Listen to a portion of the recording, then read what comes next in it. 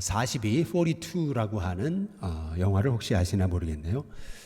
미국이 인종차별이 아주 심하던 시절에 흑인 메이저리거입니다. 제키 로빈슨이 이제 신인으로 데뷔를 해서 미국의 전설로 세워지는 그 일화를 실화를 바탕으로 만든 이제 영화인데요. 그 흑인 차별이 인종차별이 심하던 때이라서 제키 로빈슨은 많은 사람들에게 그가 나왔다면은 흑인이라는 이유 하나만으로 멸시와 조롱을 받습니다. 저런 것이 이제 야구에 섰단 말이죠.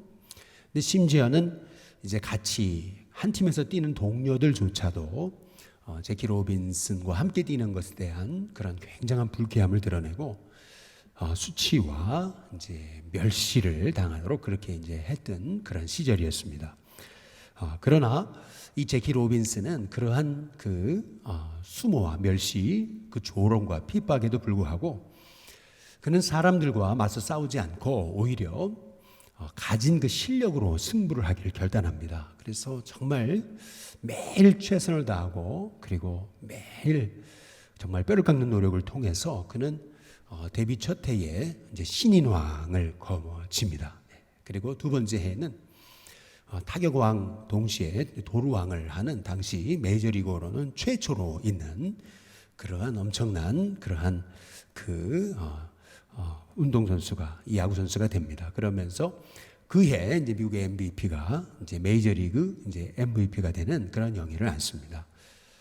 그리고 나서 1962년에 이제 그는 소위 미국의 이제 야구 명예전당에 이제 들어가게 되고요.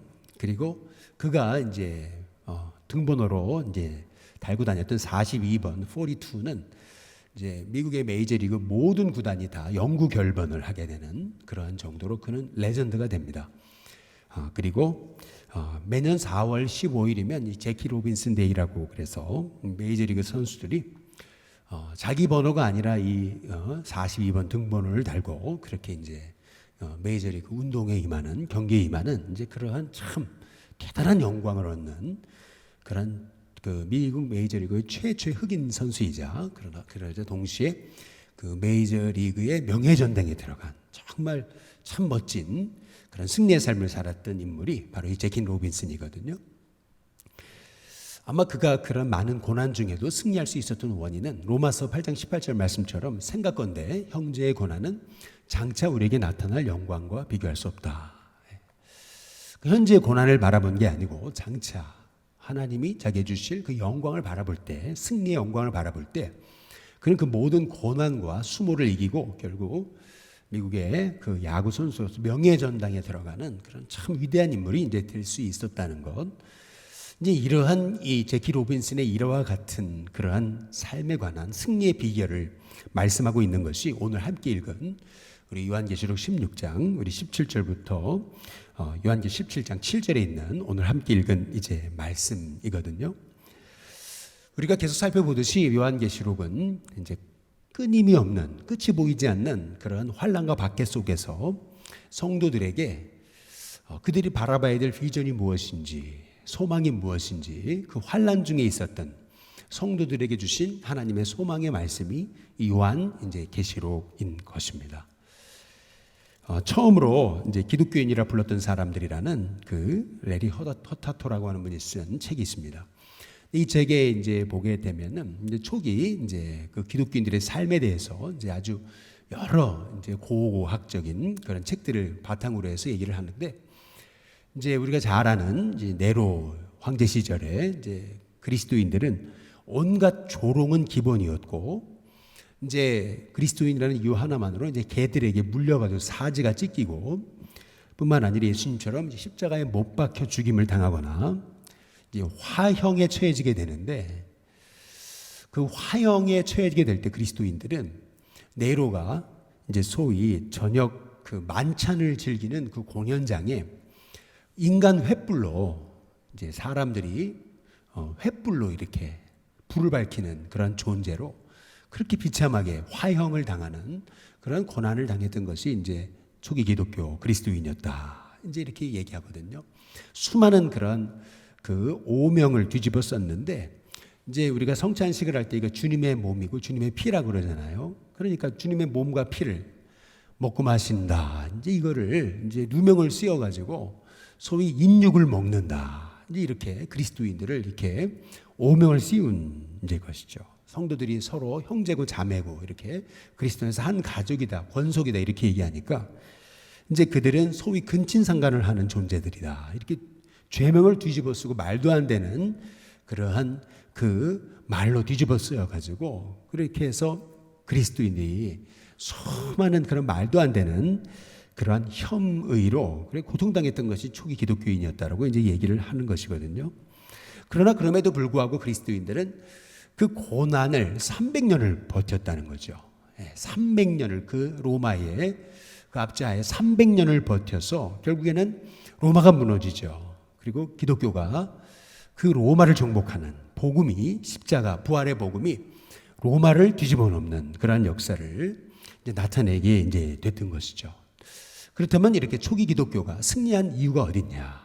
이제 그 승리의 원인이 되는 그 키워드, 이 환란 중에 끝이 보이지 않는 박해 가운데 승리할 수 있었던 그 하나님의 말씀이 뭐였냐? 이제 그것이 오늘 이제 주시는 말씀이거든요. 요한계시록 16장 한번 17절에 보시면은 일곱째 천사가 그 대접을 공중에 쏟음에 큰 뭐가요? 음성이라 그랬습니다. 성전 보호자로부터 나서 이르되 되었다. 이 음성을 하나님이 들려주시거든요. 큰 음성이랬습니다. 왜 하필 큰 음성입니까? 우리가 아무리 환란의 때이지만은 우리가 주목해야 될 이 말씀이기 때문에 큰 음성으로 모든 성도가 그 음성 들어야 된다는 거예요. 그 음성에 집중해야 된다는 거예요. 그 음성이 뭐냐? 되었다라는 음성이라는 거예요. 이 되었다라는 음성의 헬라어적인 원어를 보면은 이것이 예수님 십자가에 죽으시면서 하셨던 그 마지막 말씀, 다 이루었다, 되었다, 다 이루었다. 이제 이 말씀과 이제 다 이루었다 하신 말씀과 이제 동일한 뜻이거든요. 다 이루었다라는 말씀, 테텔레스타이라고 하는 이 말씀의 뜻은 우리 주님이 구원의 사역을 완성하셨다.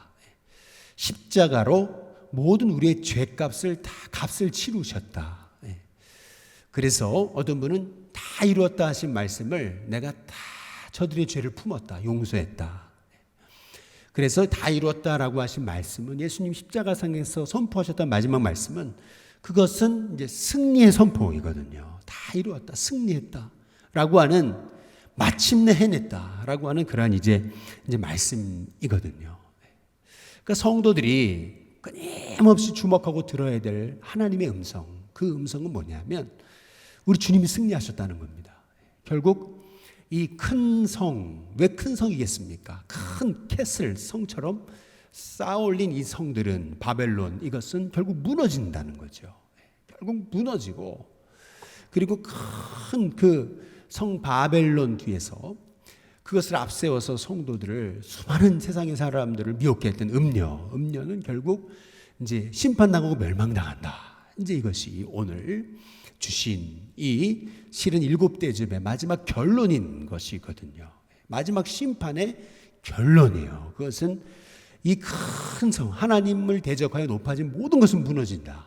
그리고 결국 이 음녀도 심판받고 우리 주님이 다 됐다. 이제 승리했다. 주님의 승리하신 주님, 그분이 나와 함께 하시고 그분이 나를 붙들고 계신다라고 하는 이 음성, 이 되었다라고 하는 이 음성을 끊임없이 우리가 바라보고 나아가야 되는 것이 이 마지막 때 이 환란스럽고 혼란스러운 이러한 삶을 살지만 우리가 끊임없이 성도를 승리케 하실 그 주님을 바라보는 것이 바로 이 마지막 때를 사는 저희들이 들어야 될, 끊임없이 주목해야 될 음성이라고 하는 말씀이거든요.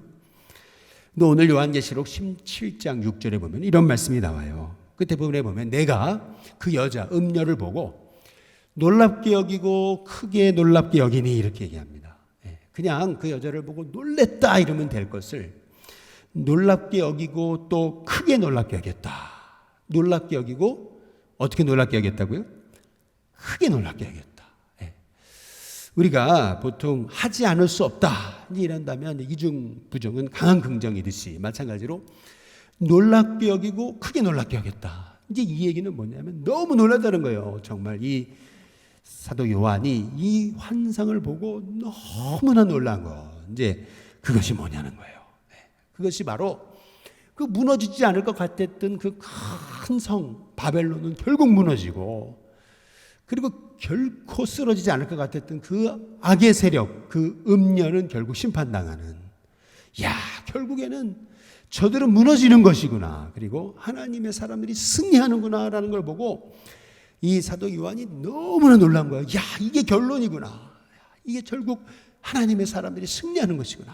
이제 이것을 이제 요한이 이제 보면서 너무 놀란 것이거든요. 요한계시록 16장 18절에 보시면 우리가 계속 요한계시록을 통해 살펴보듯이 번개, 음성, 우레소리가 나오면 이것은 하나님이 임재하신다는 것을 말씀하시는 겁니다. 하나님의 보좌를 얘기할 때 번개, 음성, 우레소리를 얘기하죠. 근데 또 큰 지진이 있다라고 말씀하는데, 큰 지진은 항상 성경에서 이제 심판하고 관계되는 거예요. 하나님의 심판과 이제 관계되는 것입니다. 누구를 위한, 누구를 향한 심판이 있는 것이냐면요. 요한계시록 16장 19절에 보면 큰 성이 세 갈래로 갈라졌다. 이제 이렇게 얘기해요. 결국 만국의 성들도 무너졌다. 이렇게 얘기하잖아요. 여기서 말하는 성, 큰 성은 큰 성 이제 바벨론을 얘기하는 겁니다. 우리가 에스겔을 최근에 살펴보고 있지만 새벽에 이스라엘이 망할 때 하나님이 에스겔에게 머리에 삭도를 대서 머리를 자르라 그러시는데, 머리를 3분의 1로 나눠가지고 성 안에서, 성에서, 성 밖에서 이제 불사르라고 얘기하시거든요. 던져버리라고, 흩어버리라고 얘기하시는데 3분의 1로 나누거든요. 예루살렘이 완전 멸망당할 때 그때 우리 주님이 보이셨던 게 3분의 1이에요. 그러니까 다시 말하면 여기 큰 성이 여기 세 갈래, 그러니까 3분의 1, 3분의 1, 3분의 1, 이게 세 갈래로 갈라진다. 이제 이 얘기는 뭐냐면은 결국 이 바벨론이 완전 멸망한다는, 완전 무너진다는 그런 말씀인 거예요. 그런데 오늘 요한계시록 16장 19절에 다시 보시면은 큰 성 바벨론이 하나님 앞에 그 다음에 어떻게 됐어요? 기억하신 바 됐다. 그래서 그의 맹렬한 진노의 포도주 잔을 받았다. 여기서 기억하신, 하나님이 기억하신 바 됐다. 이제 이렇게 이제 말씀하고 있거든요. 여기서 기억이란 단어가 굉장히 우리가 좀 기억해 볼 단어예요. 그것은 뭐냐면 일본인들이 한국 사람 그럴 때 가장 먼저 기억하는 사람, 떠올리는 사람, 여러분 누군지 아세요? 이제 보통 좀 지난 얘기지만 그래도 일본인 그러면 각인 딱 되어져 있던 사람은 소위 배용준이죠. 예, 윤사마. 예. 굉장히 이제 이미지가 좋죠. 근데 소위 우리나라 사람이죠. 거꾸로 우리나라 사람이 일본인 하면 기억하는 사람이 누굽니까? 우리나라 사람들이 일본인 하면 생각나는 사람, 기억나는 사람, 예, 이토 히로부미 아니겠습니까? 예. 그렇다면 보세요. 기억이라는 게 어떤 사람은 떠올리면 좋아요. 좋은 기억이 있고 어떤 사람은 떠올리면 너무 정말 막 치가 떨리는 기억이 있는 거죠. 마찬가지로 성경에서도 기억이라는 단어가 나올 때 이것이 참 복된 그렇게 쓰여진 경우가 있어요. 그게 언제냐면 사무엘상 1장 11절에 보면 한나입니다. 한나가 만일 주 여종의 그 고통을 돌아보시고 나를 기억하사, 나를 어떻게 하라고요? 기억해달라 그러잖아요. 하나님 기억하셔서 19절에 여호와께서 그 한나를 기억하셔서 사무엘을 주시거든요. 여기서 기억했다라고 하는 단어가 나오죠. 하나님이 한나만 바라보시면 너무 좋으신 거예요. 네. 그래서 하나님이 하나님 생각 속에 넣으셨다가 하나님의 때에 사무엘을 주시는 거거든요. 네. 저와 여러분이 이런 복된 하나님의 종들이 되시길 주님의 이름으로 축복합니다. 하나님 딱 생각하시면은 참 너무나 흐뭇한, 정말 하나님 복을 주고 싶으신, 정말 이 하나님의 종에게는 내가 그냥 복을 부어줘야 되겠다라고 생각되는 그런 한나와 같은 하나님의 기억 속에 있는 주의 여종을 기억해달라고. 하나님이 정말 기억하셔가지고 그래서 사무엘을 주시는 거거든요. 마찬가지로 저와 여러분의 이런 정말 하나님의 기억 속에 하나님 제가 있게 해달라고 기도할 수 있는 저와 여러분이 다 되시기를 주님의 이름으로 축복합니다. 근데 반면에 여기 큰 성 바벨론은 하나님이 어떻게 기억하신 거냐면은 죄악의 도성인 거예요. 죄악의 도성, 장망성, 장래 멸망시켜야 될 그런 도성인 거죠. 하나님 없이 하나님처럼 높아지려고 그렇게 하나님을 대적하는 세력을 가리켜서 바벨론, 큰 성 바벨론. 하나님 없어요. 하나님 없이도 얼마든지 높아진 세력들, 하나님을 모독하죠. 하나님을 모욕합니다. 그런 세력들, 그 세상의 권세, 이제 그것이 이제 큰 성 바벨론, 당시로 얘기하면 로마를 얘기하는 거죠. 결국 로마는 무너진다는 거죠. 그러나 로마만 그렇습니까? 하나님 없이 높아진 모든 그 하나님을 부인하는 세력들은 결국 무너진다라고 하는 이제 말씀이고, 하나님의 그 기억 속에 정말 하나님의 마음 속에 죄악의 도성으로 기억된 소돔과 고모라처럼 말이죠. 결국 그 성들은 무너진다는 거예요. 그 요한계시록 16장 20절과 21절에 보면 각 섬도 없어지고 산악도 간데가 없어져요. 다 무너져가지고 흔적도 없이 사라진다는 거죠. 21절 또 무게가 한 달란트라는 큰 우박이 하늘로부터 내리는데, 한 달란트는 어느 정도 됩니까? 45kg 넘어가는 거 아니에요. 그러면 생각해 보세요. 하늘에서 45kg이나 되는 우박이 떨어진다고 생각해 보세요. 야, 그런 일이 있을까? 근데 이것이 무슨 말이죠? 이게 정말 우리가 이런 그 기상이변을 통해서 최근에 정말 생각지도 못한 일들이 계속 벌어지잖아요. 얼마나 이렇게 세상이 이제 이렇게 환경이 오염되고 병들고 하면서 이제는 우리가 생각지 못한 일들이 이제 벌어질 거라는 거죠. 어찌 본다면 그 요셉이 얘기했던 꿈을 꿨잖아요. 7년 풍년 이후에 7년 흉년이 온다고 말이죠. 근데 어찌 보면은 이 코로나의 기간이 이제 뭐 2년만 지나면 끝난다고 생각하지만, 실은 어찌 보면 한번 기도하다가 생각을 해보니까 생각을 번뜩 드는 생각은 뭐냐면, 코로나가 지나면은요, 그러면은 이 코로나 계속 이런 상황에서 계속 반복되고 또 반복되고 반복된다면은, 그러면은 여러분 보세요. 코로나 끝나면 모든 게 다 회복될까요? 경제가 어떻게 될까요? 경제가 도미노처럼 다 무너지죠. 막 무너질 거예요. 어찌 보면은 우리 한국도 굉장히 그 경제 위기가 올지도 모르는 거죠. 이제 그렇다고 본다면은 요셉이 얘기한 7년 풍년이 왔다면 이제 7년 흉년을 대비해야 되는 때가 아닌가. 우리가 처음 7년 흉년이 올 수도 있다. 이제 이런 생각을 가지고 참 준비하고 기도하고 뭔가 우리가 정말 안일하게 생각하지 말고 우리가 정말 대비해야 될 때가 아닌가라는 이제 그러한 이제 생각이 이제 드는 거예요. 하나님이 이렇게 큰 성 바벨론을 무너지게 하시는데도, 이런 재앙을 내리시는데도 요한계시록 16장 21절 끝에 부분에 보면은 뭐라 그래요? 사람들이 그 재앙 때문에 하나님을 비방해요. 회개하지 않아요. 그 회개하지 않는 마음이 실은 이미 심판당한 거예요. 이미 심판당한 겁니다. 회개하지 않은 마음 자체가 이미 심판을 당해서 감사도 없고 하나님을 경외함도 없고 하나님께 돌아오려는 조차 하지 않고, 그래서 바벨탑, 바벨론, 바벨이라고 하는 말의 뜻은 혼돈이라는 뜻입니다. 하나님 잃어버린 세상은 혼란이에요. 그래서 오늘 여기 말씀에서 우리는요, 이 큰 성 바벨론, 이 음녀의 실체에 대해서 우리가 알아야 돼요. 이게 뭐냐면요, 먼저 첫 번째, 공중의 권세를 장악한 자처럼 보였던 존재예요. 요한계시록 16장 17절에 일곱째 천사가 대접을 어디에 쏟아요? 공중에 쏟는다. 공중에. 이 공중이란 저 하늘 대기권을 얘기하는 게 아니고요, 물리적인 대기권이 아니고요, 천사가 대접을 공중에 쏟았다는 얘기는 에베소서 2장 1절에 너희 허물과 죄로 죽었던 너희를 살리셨도다. 근데 2절에 그때에 너희가 그 가운데서 행하여 그 다음에 공중의 권세 잡은 자를 따랐으니 그러거든요. 근데 그 공중의 권세 잡은 자, 무슨 말이냐면 공중의 권세 잡은 자를 따랐으니 곧 불순종의 아들들 가운데 역사하는 명이다. 이렇게 얘기하거든요. 그 공중이란 뭐냐면요, 그 공중의 권세 잡은 자는 뭐냐면 이 불순종의 아들들 가운데서 그 뒤에서 그들을 붙잡고 조종하는 그 악의 세력. 그래서 이 공중이라는 개념은 뭐냐면은 바로 이 악의 세력이 자기가 주인인 양 판을 치는. 그래서 공중의 권세 잡은 자처럼 보인 거죠. 꼭 세상 임금처럼 보였던 거죠. 그러나 결국에는 무너질 존재라는 거예요. 전에 한번 말씀을 드렸죠. 미국에서 사역할 때 이 아이들이, 유스 애들이, 이제 많은 애들이 귀신 들렸어요. 그런데 딱 만났는데 애들이 막 이상한 행동을 하길래 갑자기 들었던 생각이, 목회자인데도 제가 아주 음침한 밤에 애들이 살려주세요 하고 왔어요. 근데 갑자기 보는 순간 애들이 막 이상한 행동을 하는데 저도 모르게 두려움이 확 몰려오더라고요. 야, 내가 할 수 있을까? 네, 내가 할 수 있을까? 한 명도 아니고 저 아이들을. 그런데 말이죠. 그때 하나님 주신 마음이 예수 이름을 외치게 하시더라고요. 예수 이름 부르면서, 그러면서 아이들 한 사람 한 사람 만나면서 예수 이름으로 쫓고 기도하고 해주고 하는데, 놀라운 것은 이 마귀는 힘이 없더라고요. 정말 예수님의 이름 붙잡고 담대하게 흔들리지 않고 나아가니까 그 공중의 권세 잡은 자처럼 보였어요. 처음엔 그러니까 움찔하죠. 그러나 우리가 말씀에 서서 무너질 자예요. 결국 무너질 존재입니다.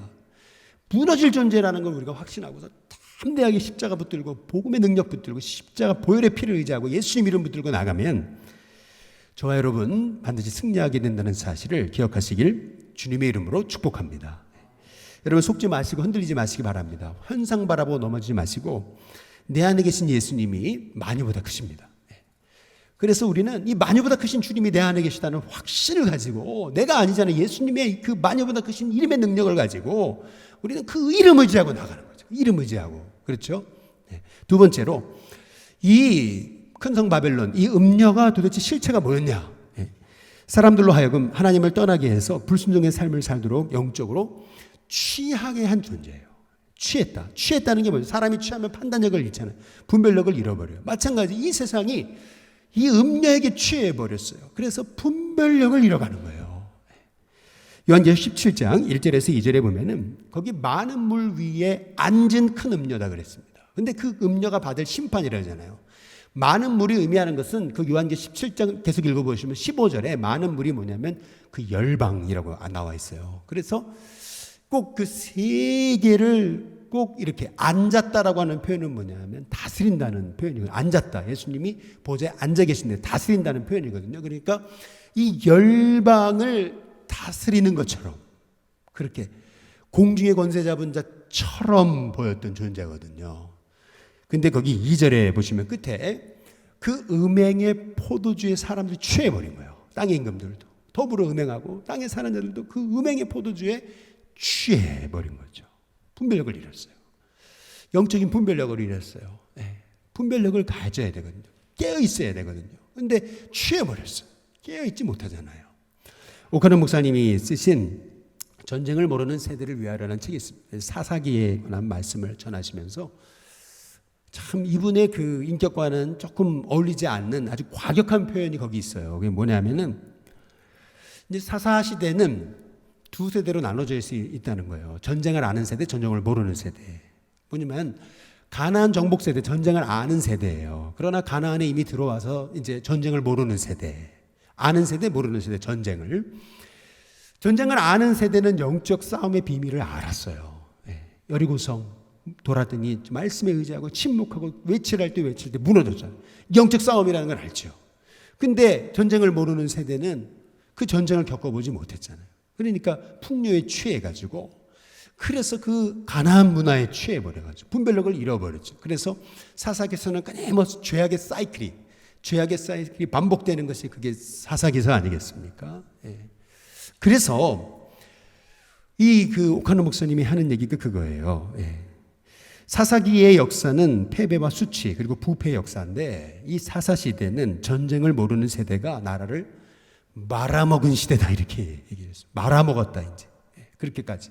근데 그 이유는 뭐냐면 전쟁을 모르는 세대는 영적 경각심이 없다는 거예요. 그러니까 방심하고 깨닫지 못하고 취해 있다가 결국에는 그 마귀의 영적 실체를 알지 못하고 그들은 분별하지 못하고 결국에는 이렇게 그 이스라엘 말아먹은 세대다 이제 말씀하고 있거든요. 예. 우리도요, 우리가 이 세상을 분별하는 눈이 저는 열려지게 되기를 주님의 이름으로 축복합니다. 요새 뭐 코로나로 이제 영화관을 못 가잖아요. 근데 얼마 전에 개봉했던 영화인데 이제 재개봉했던 영화더라고요. 알고 보니까. 그래서 이제 보게 됐는데 참 그 감독이 굉장히 유명한 감독이라 가지고. 근데 보니까 이제 이 코로나 시대 때 지나왔던 그 영화인데도 600만이 봤더라고요. 그래가지고 야, 어떤 영화인가. 그래서 봤어요. 봤더니 너무 재밌었어요. 근데 그 이제 여자 주인공이 굉장히 처음 보는 사람인데 이제 굉장히 야, 이런 사람이 있었네 해가지고 이제 검색을 해봤죠. 근데 검색을 하는 순간 딱 밑으로 내렸는데 보니까 거기에 이제 제일 먼저 뜨는 얘기가 뭐냐면은 동성애자인 거예요. 여자 주인공이요. 야, 제가 그걸 보면서 아, 그렇구나. 야, 이제는 정말 우리 세대가 정말 눈을 뜨고 우리가 지혜롭게 세대를 분별할 줄 아는 그런 눈이 열려져야 되겠구나. 예. 정말 겉으로는 그렇게 인기와 엄청난 그러한 세계적인 그러한 유명 배우가 일지 모르지만은 그런 인기와 그 유명세 뒤에는 엄청난 곤고함이 있는 그 영적인 분별력이 우리가 있어야 되지 않을까라는 그런 생각을 좀 해보게 됐거든요. 우리 한국 세대도 얼마나 지금 다음 세대에게 영적 분별력과 믿음 안에 서서 흔들림 없는 그 믿음의 삶을 가르칠 때가 됐는데 지금 참 너무 안타깝잖아요. 이게 너무나 우리가 정말 이 시대를 바라보면서 우리가 정말 기도해야 될 그러한 때이라고 저는 분명히 믿습니다. 마지막 세 번째로 저 큰성 바벨론 그리고 음녀의 실체는 뭡니까? 세상의 부귀와 영화라는 탐욕의 탈을 쓰고 사람들을 유혹했던 결국 더러운 존재들이라는 거예요. 거기 요한계시록 17장 4절에 보면 그 여자는 그랬습니다. 여자 음녀를 얘기하는 겁니다. 자줏빛과 붉은 옷을 입고 금과 보석과 진주로 꾸미고 손에 금잔을 가졌습니다. 얼마나 화려해요. 너무 화려하죠. 그 아름답죠. 그런데 알고 보니까 가증한 물건과 그 음행의 더러운 것들이 그 안에 가득합니다. 알고 보니까 금잔 안에 아주 가증하고 그리고 음행의 더러운 것들이 가득하다. 겉으로 보이는 그 아름다움, 그 화려함 뒤에는 얼마나 성도를 넘어뜨리는 그 미혹하는 그 영들의 세력이 있는 것인지 제 성경이 말씀하고 있는 거거든요. 근데 오늘 여기 말씀에서 한번 주목해 볼 게 있어요. 그게 뭐냐면 다시 한번 요한계시록 17장 4절을 보시면 이 여자가 자줏빛 그리고 붉은 옷을 입었다 그랬습니다. 금과 보석과 진주로 꾸몄다 그랬어요. 손에 금잔을 가졌다 그랬습니다. 뭐가 생각이 나죠? 저는 갑자기 이 말씀을 묵상하는데 생각이 났던 게 뭐냐면 초대교회 성도들의 굶주림이에요. 그들은 저렇게 로마가 핍박하고 그 부유함 속에서 흥청망청 매일같이 먹고 토하고 하는 걸 반복하는 그 정말 그 타락과 방탕함에 있던 그러한 그 로마 사회에 그 그늘 뒤에서 그리스도인들은 예수님을 믿는다는 이유 하나만으로 사회에서 배척당하고 그리고 왕따당하고 그리고 얼마나 가난과 굶주림과 그 고난 속에서 그들이 얼마나 몸부림쳤습니까?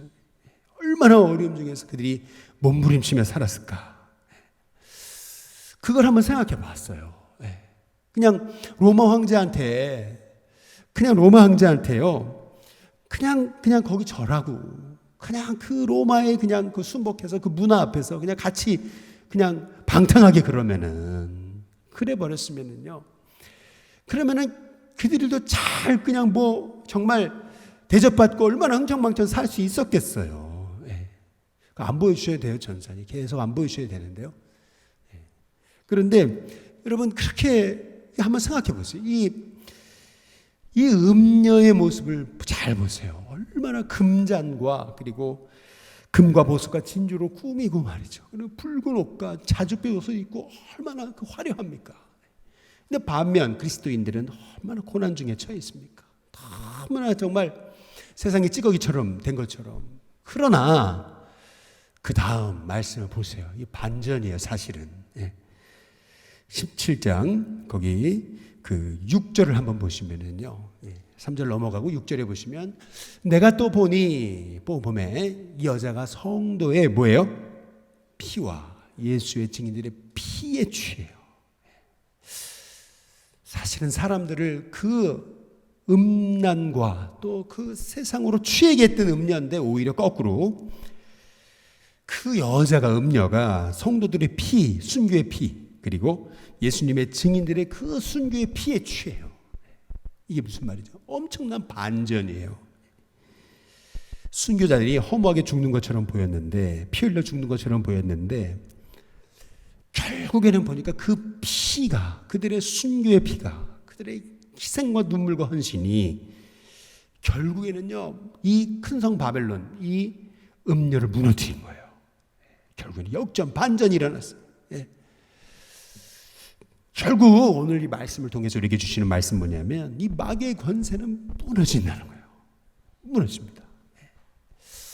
수많은 사람들 미혹하고 공주의 권세 잡은 것 같았죠. 그리고 수많은 그런 그 세상의 아름다움과 그 화려함과 그 음란의 사람들을 취하게 하고 넘어뜨렸던 그 존재인데, 오히려 나중에 보니까 알고 보니까 성도의 피, 그리고 예수님의 그 증인들의 피, 순교의 피를 통해서 오히려 그 음녀가 취해요. 그래서 요한계시록 17장 6절 다시 한번 보여주시고 같이 한번 읽어보겠습니다. 함께 읽습니다. 시작.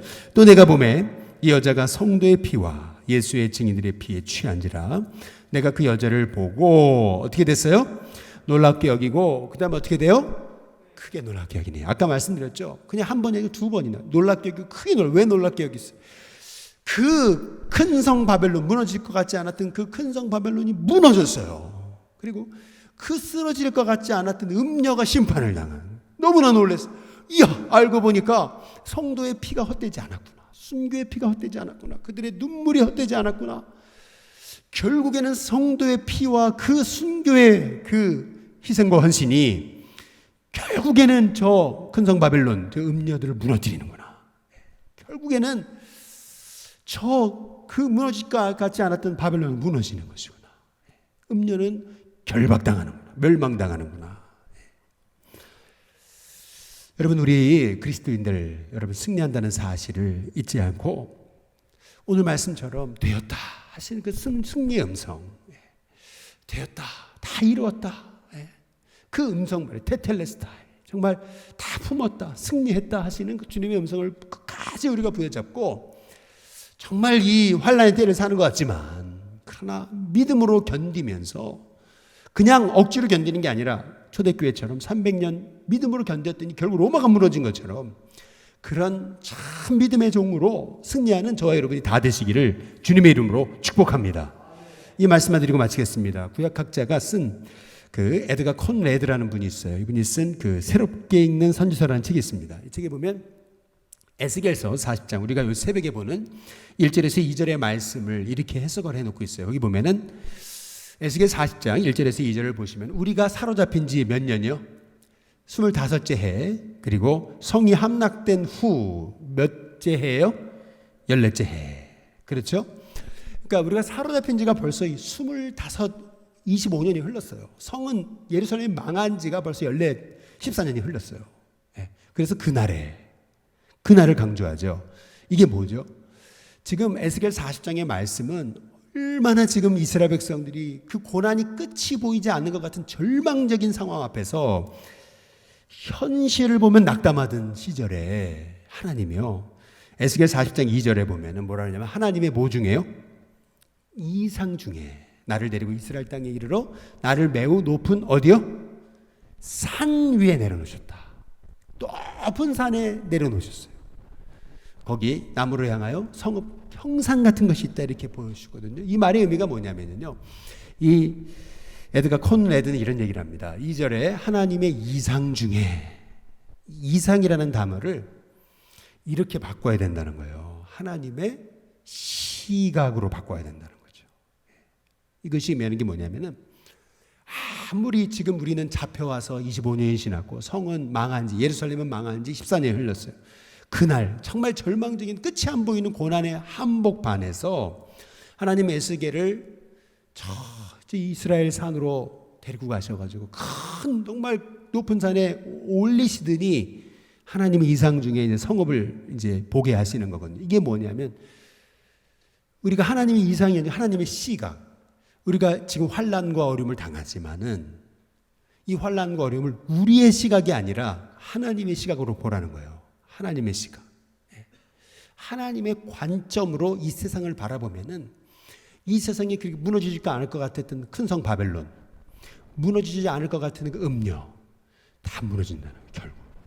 결국 우리 주님이 결국 되었다, 이루었다, 다 이루었다 말씀하신 것처럼 결국 하나님의 종들, 그 순교의 피로 정말 무참하게 순교당하는 것처럼 보였지만 그러나 결국 그들이 승리하게 된다는 것을, 그것을 하나님의 시각으로 보라는 거예요. 하나님의 안경을 쓰고 말이죠.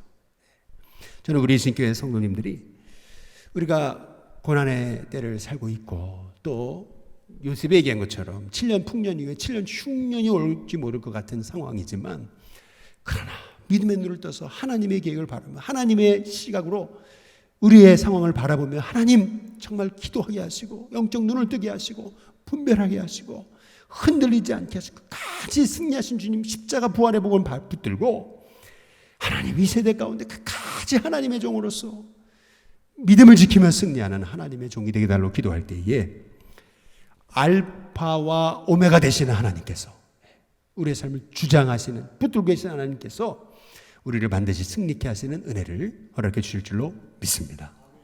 우리 함께 이 시간 우리